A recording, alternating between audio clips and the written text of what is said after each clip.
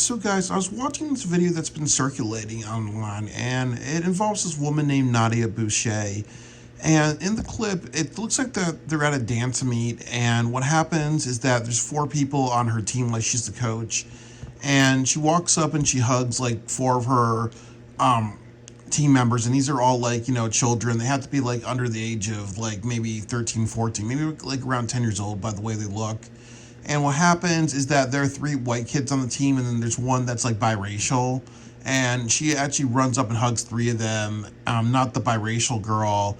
And what happens also is that this little girl who's biracial tries to reach out and try to be hugged within the group, and the coach just backs away.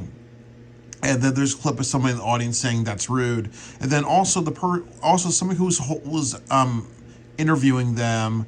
What actually happened was that they asked the names of the three of the kids, not the biracial girl, and then a bunch of people like were just like taking pictures together. So, you know, definitely, there's many things to say about this. That first of all, you know, people do things in the heat of the moment. Like people get excited, they may just like hug people, and sometimes they may not realize that that they may miss one person or whatever, really. There's been situations like that. Like, I remember, like, I went to a professional wrestling show, AEW, and MJF was, like, handing out pizza to people, but he ripped the box away from me. And a lot of people could say, hey, you know what, I'm mixed race. Well, MJF is a racist for doing that. But what people don't realize that his character is to be an asshole. And the other part of it was that there were a bunch of kids, so he almost has this thing about, favoring kids because they want to make kids have a good experience with an adult. They can just, entertain adults by just, his character being a jerk to adults. Like there's times where he's throwing drinks in people's face, but sometimes when we do something, people can interpret it as racist, even if that's not our intention. So that is an argument. So, but I do feel it was not a good look, especially by the event to say, what's your name, to three of the people, but not the black girl, because then not the biracial girl, because that just looks, like very like unprofessional, really, and that's one thing. But I don't think it's enough, to be fair, to say that this was done to be racist or whatever. But I think that, on that side, that's definitely very hurtful, because that happens to a lot of people who are mixed race or African American, where you're not really included, or you get a lot of passive aggressive racism. And one thing that people don't know about Connecticut is that it's definitely a very racist state.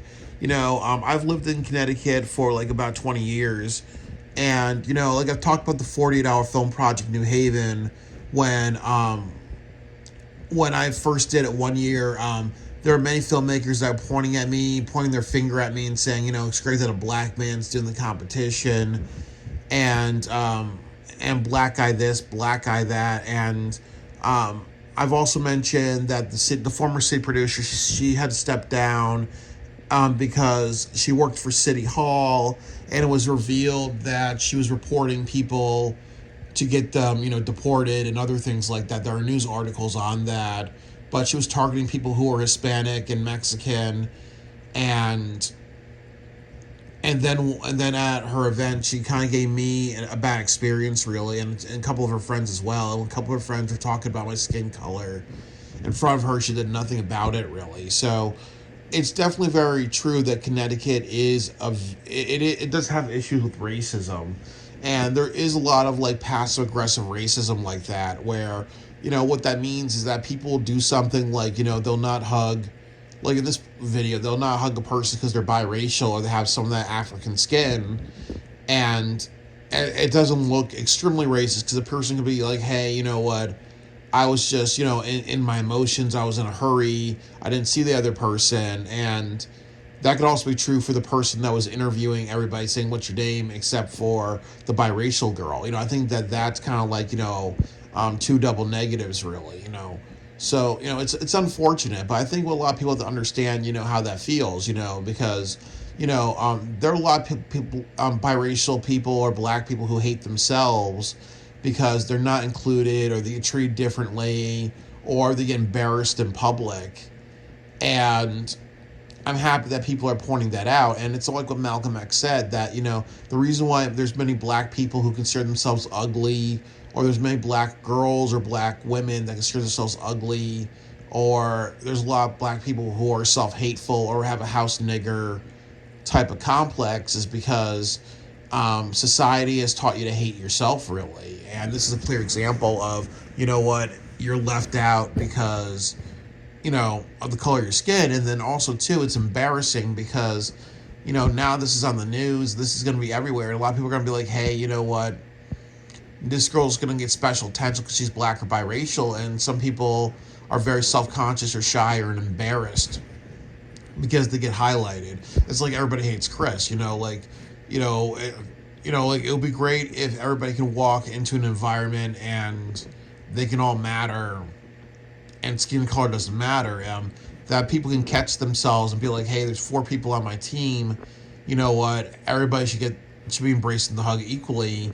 And then the other thing too is that when people interview people, if there's 4 people on team, I don't care if somebody skin color is like, gold or, silver, like a silver tongue. You gotta just, hug everybody equally, interview everybody equally and stuff like that. But people have to understand that it probably made this girl feel very embarrassed. It probably made this girl feel rejected. It probably made that girl feel like, okay, you know what?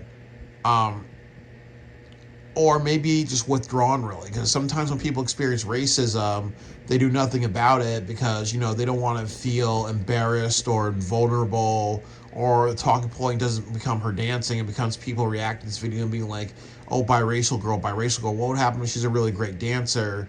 And let's say now people are just not going to talk about her dancing or what she can do. They're going to be talking about her skin color based on this video. So it is humiliating. Or what would happen if people say, hey, why don't you join my dance group? And she's like, oh, well, I don't want to because of what happened to me. Now people are going to focus on my skin color or racial sympathy points. So, it creates a lot of issues. Like we should all we should all respect each other and contribute equally and all that. Like I work at a hospital and I work a lot of hours. We usually work. I've worked probably 64-hour weeks now, but there years ago I worked like 100 hours in a week. Sometimes 88 hours. But I wouldn't like it if there were plaques and there were 4 of them, but they only gave it to the white guys or the Hispanics and not me. And then people are like, oh, well, you're not giving it to the black guy. I'm actually mixed race, really. I'd feel really like hurt. I'd be like, well, I've worked harder than a majority of people, and why should now I be now I'm gonna be known for my skin color or the person who didn't get like the fair treatment because of my skin color, So yeah, just think about your actions. And sometimes, when you want to hug people, or you want to celebrate your whole team, make sure you're celebrating everybody, because this could have been a mistake, or this could have been intentionally racist. But I also really fault that person interviewing and not talking to that biracial girl at well, really. Like the white kids, they get asked their name, but not the biracial kid. So it does read as very questionably racist, or very questionably, you're biracial and you don't matter. And they should understand that's very humiliating and that's very alienating and rejecting of the person. And there's some people who don't continue on with their talent like dancing because they go through this. So honestly, be so for real.